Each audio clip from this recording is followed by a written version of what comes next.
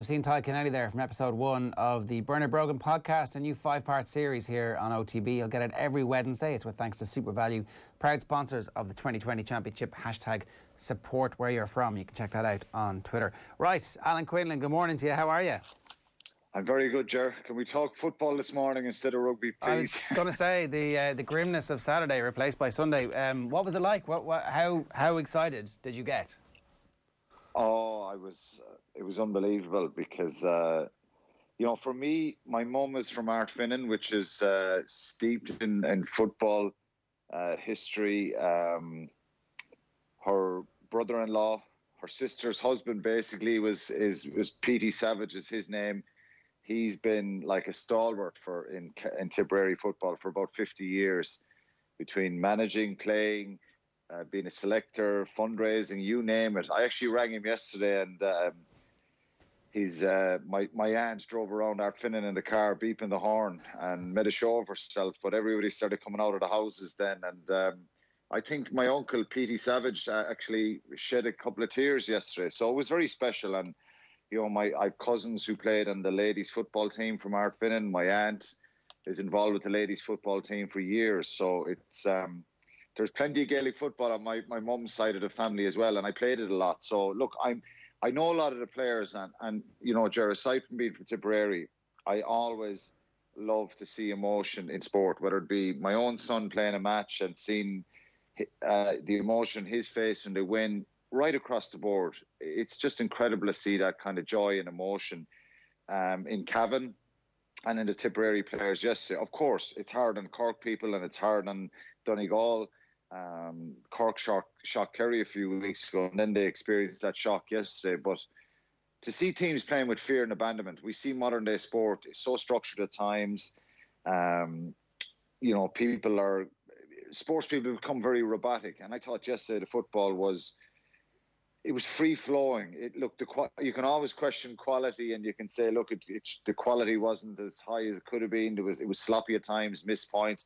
But I just thought there was a freedom there in both matches, and a joy just to see people so excited about sport. So it was lovely. It's lovely because hurling in Tipperary is number one, and the footballers, they play second fiddle. And I played a lot of Gaelic football growing up as well, and I played on my senior football team when I was 17 in Arville Rovers in Tipperary Town. So I loved Gaelic football as well as hurling, of course.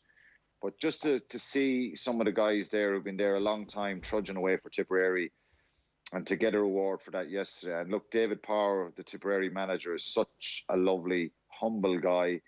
And, you see people... I said, you look at Mario Ledesma last week when Argentina beat New Zealand, and to see that kind of emotion in people when there's tears in their eyes, that's what sport is all about. Did you think that it might not happen for this team, Alan? Like, I'm sure you'll have followed them closely up through the underage ranks. And I was kind of making the point earlier that the 2016 semi-final might have felt like their apex, which is kind of a patronising way of talking about this Tip team. Nobody really gave them a chance of coming back and actually winning meaningful silverware. Did you feel the same way?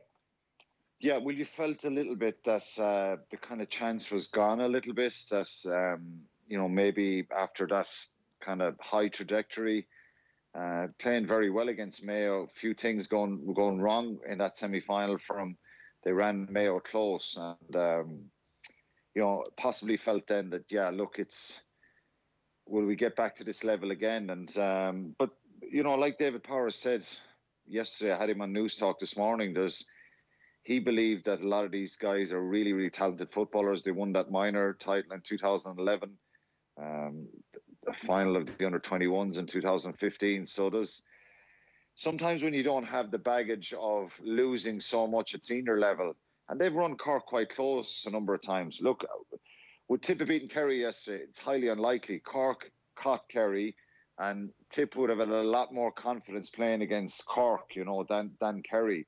So they believed in themselves, and and I, as I said, I have a lot of my family on my mum's side are heavily involved in Tipperary football. So I actually made a few phone calls to them yesterday, and it's just lovely to, they're the ones that have always rang me over the years, and we won European Cups or titles with Munster and won big matches. And I just thought it was appropriate yesterday to ring them and see what it means to them, because look, it's behind the scenes. These are amateur people, and you know what it's like, trudging away, sometimes not getting the reward, and they got that reward yesterday. But it wasn't built on just emotion or one-off day. I think this has been building for a while, and they were talented. They took some brilliant scores. We've had Michael Quinlan on, a couple of great points.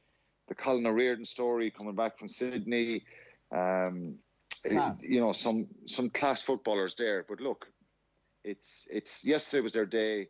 The story will be now, will they beat Mayo? Will Dublin are going to win the All-Ireland anyway, and all that kind of stuff. But I said this to David Power this morning. You must enjoy the moments in sport. For any kids or underage teams or amateur people in any sport, forget about what's going to happen in 2 weeks. They must enjoy these next couple of days and be really proud of what they've done. And, that's the reward you get for all the nights they go training, leaving work early, getting up early in the morning, doing training, doing extra stuff. For GA people right across the country, and it's a special moment for them and the Cavan players. We saw that emotion there as well. So I love that in sport. It's just brilliant. Having been involved in sport all my life, the tears come to my eyes with emotion, not when I was playing or not when I won when I was playing, but I was really emotional yesterday watching that. But not just for Tip, but for Cavan, to see grown men about to cry doing interviews. That's just lovely. Yeah. There would have been another reason for grown men to be crying after England beat Ireland on Saturday. We just don't have it when it comes to these games against England. Like, in a way, that defeat was almost as grim as any of the other ones, because we knew what was coming. We picked a team that was apparently picked to try and stop what England were going to do to us, and England didn't even have to be that good, and still it was completely in their control, it felt like. Yeah, I don't think it was as grim as the other ones. That's my opinion. I know some people, and if you look at some of the player ratings in some of the papers and online, people are having a right pop off them. And, the narrative sometimes is that the Irish media are not hard enough on the Irish rugby team. I think they'll be pretty hard after the weekend. I saw headlines and words, no flair, no imagination. Coaching team need to look at themselves. And, some of those things are true, but I wouldn't go to the extreme. I think we're missing a lot of players, and we're missing a lot of good players. We have a lot of changes in the side from 12, 14, 18 months ago. And it is a very, very difficult place to go at the best of times, even when England are not on the high that they're on and don't have the quality they have now. So it's a very difficult place to go. 11 of that team, played in the World Cup final last year. And, we all know England probably got caught on the day. Credit to South Africa and all that. But England are at a very, very high level. And they play a negative style as well. Eddie Jones has come out a few times trying to taunt Ireland about the kicking game and that Ireland are very predictable. But, England are very, very predictable. Of course, they have some individual flair like Johnny May. The try where he goes length of the field is sensational. It's phenomenal. He's one of the best wingers, if not the best winger in the world. The crossfield kick, to catch that cleanly, a little bit naive from Hugo Keenan, just got caught in the inside a little bit. So, it was a tough day for Jamison Gibson Park. He likes to snipe and take a little step every time, but he got caught so many times the other day by the English back row and the English forwards. You just can't do that against him. And the set piece for me is, of course we have issues, and I think some of them are fixable. Obviously the concern and the psychological damage that England have done to us in the last few years will still linger on. But look, it's very early days in the cycle of the next World Cup, so there is no doubt we need change, we need fresh blood, we need new players, we need to give Andy Farrell a little bit of time, to be fair. Any team going to Twickenham last Saturday would have struggled against that English side. They're on top of their game, world-class players. That back row, it's most probably going to be the Lions back row. Itoje was sensational. Launchbury, a phenomenal player. Their front row is... The vast majority of that pack will probably be the Lions starting pack next summer in South Africa. So I'm not making excuses for him. I was frustrated watching it at times. I think the decision making and actually having a bit of heads up rugby and seeing space and opportunities. And some of the one-out runners, again, were, frustrating to watch because we just don't seem to see. England are very, very aggressive at the side of the ruck when we have the ball, and we try and pick and jam. And you can do that against Wales, Italy, Scotland. You just don't get, you can't. It should have been changed a little bit. I think we should have get a little bit of width, even if it's a one-out runner, that it's a wider pass, that we're trying to get out a little bit wider from that very aggressive strength and power that England possess around the side of the rucks. Our breakdown was a worry and a concern as well, because our breakdown was very good against Wales, but you're playing against a different team in England, and they caused us untold issues. And the other thing for me is psychologically, we're kicking into the corner against an incredibly powerful team who have an ability to unsettle anybody, and we're trying to say we're going to try and maul you over the line, and we're not taking points. So if we kick some of the penalties the other day, well, then in the last 20 minutes of the game, we might put a little bit of panic in them. So I think of course there's issues, but I just don't think it's as bad as the other ones, because for some of the reason there is some mitigating factors. I think we'll get better, and if we get our best team out in the field, obviously the out half and scrum half and out half position now, there's an uncertainty there. Who are going to be the next 9 and 10? And in fairness to Conor Murray, and look, it's easier when you come on the field and when you're getting beaten, but I thought his passing was superb and really crisp. That's not to say that Jamison Gibson Park is finished now. He's not. He's a brilliant player. But look at the contrast last week when you get the ball on a plate against Wales. He looks so good. He's now got to learn, how do I play international rugby when you just don't have that time and space. So in all honesty, I thought when you play against England, a lot of the time it's a Peter Stringer type scrum half you want, who's just going to whip the ball away time after time after time, get the ball into that first receiver, whether it be a forward or the fly half, and give him that extra second on the ball so they can pass it on to someone. But from an attacking point of view, we were very blunt again. Yeah. I thought Bundy Aki, someone who I'm a fan of, he just looks quite predictable, and these are the kind of games where he just seems quite robotic in his approach. You watch him playing for Connacht when they're playing superior teams, Connacht in Europe, and Bundy Aki just pops up everywhere, and he's offloading, and he's just an energy. He needs to free himself a little bit, because he's a very talented player. Chris Farrell gets some criticism for Johnny May, but look, Johnny May can do that to anybody. I don't think that's Chris Farrell's fault. He got stood up a little bit. I think the problem there is we lost the line out.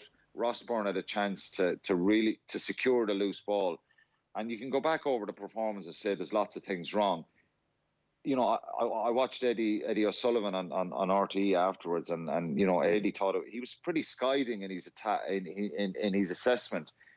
And I agree with some of it, but I just think it's very hard to implement any sort of a game plan against a team that are so physical and put you under so much pressure. But we had a couple of little opportunities, and if they look back at the video, Keith Earls makes the break down the touchline. I think CJ Stander and Caelan Doris, after the ball being kind of sealed off, both of those guys could have come in and been a scrum half straight away. Hugo Keenan comes in really quite tight to the ruck. He nearly runs into Andrew Porter, and then we get turned over. 2 wide passes there, and there's in all probability we score a try. And that's the heads-up rugby and the rugby intelligence that, okay, we can all see in the TV, or if you're at the game, you can see in the stand. But just there's still a lack of rugby intelligence when we get into those areas about finding that space, just putting the ball through the hands and identifying where the space is. And, if they score a try there, it's never a game that you're going to score. There's going to be a lot of opportunities, but we had a couple of glimpses and chances there that we just didn't take. And look, when you have over 60% possession and over 60% territory, well, if you presented that to someone after a game and said, who won this game, you'd be saying that Ireland should have won it. But then you look at the 4 or 5 lost lineouts, and even a couple that they won were sloppy again, didn't get anywhere in the maul. So the lineout's a bit of a disaster. It's not working. And look, they've got to take onus for that. The coaches have to take onus, the players. And I just don't feel any confidence at that top level. Like I said, when you're playing other teams that are probably at our level now, there's a couple, New Zealand, England, South Africa, Australia have made a lot of strides. Argentina have shown that, with a lot of new guys there, they can be a real force as well. But I thought we were the architect of our own downfall. Look, with respect to Maro Itoje, he's 6'5". He's not 6'10". I don't think this sounds crazy. He's not the best defensive lineout operator in the world. You look at someone like O'Connell or Matfield, and if I was playing or analysing a lineout with those guys, and I think they're so brilliant and so agile and so good in the air. He is very good in the air, don't get me wrong.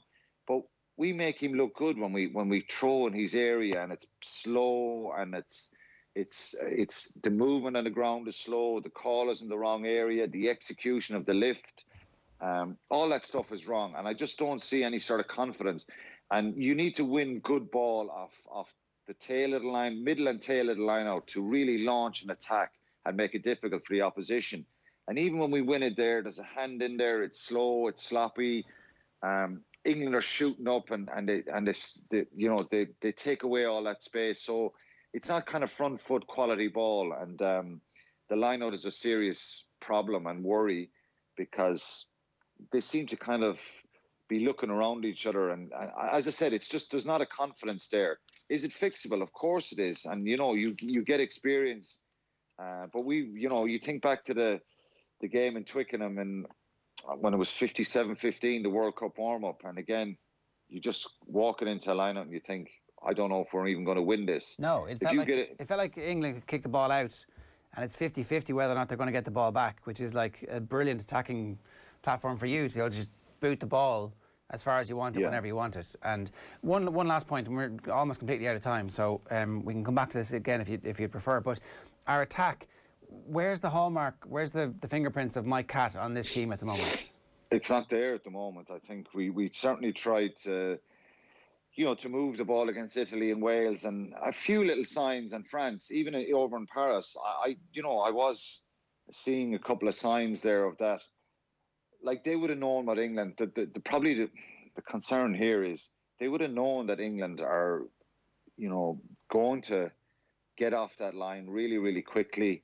I think the little dink kick shows that, and this is a case when you play England a lot. There is a little bit of space in the backfield, and we do that little dink kick from Billy Burns for Stockdale's try. And if you watch the game again, there's a lot of space in the backfield. So they just send 13 guys, and they try and keep as many players on their feet. And that's credit to John Mitchell for the way he has them operating. It's so difficult to attack when you're behind the gain line. So you've got to win the gain line first. And it goes back to your set piece, Chair. It goes back to winning that quality line-out ball where you can get a bit of width in the ball, and you can really force your attack. The opposition don't get settled, and then you look good going forward. So, like I said, Wales, Italy, and even some moments against France, we looked good, but there's a lack of cohesion there.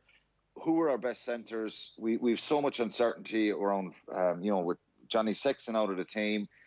Then our centres have been chopped and changed. Our back three have been chopped and changed a bit. So the attack just really we need to see more. We'll play Georgia next week. Of course, it's going to be easier. But do you invest more time? We talked briefly, but Ross Byrne, give him like 10 caps starting to see how that goes. Probably, and an option might be to get more of a playmaker as a 12, because we just look too blunt, and we've looked for power and aggression in our centres in the last couple of years. And to a point, it's it's worked, but maybe we need some more of a footballing 12 that obviously is a good kicking option. And listen, England kicked the leather off the ball the other day again. So kicking is a very important part of the game. Yeah. But good kicking. But I think it might be an option to look at a playmaker. But look, it's early days from yet as well, Jerry. It's going to take a little bit of time. They had a couple of Six Nations games, massive long break. This thing has been crammed together in the last number of weeks since they've come back. So it'll take a little bit of time, but certainly it's an area that needs to improve dramatically. All right, Alan, good stuff. Thanks very much for that.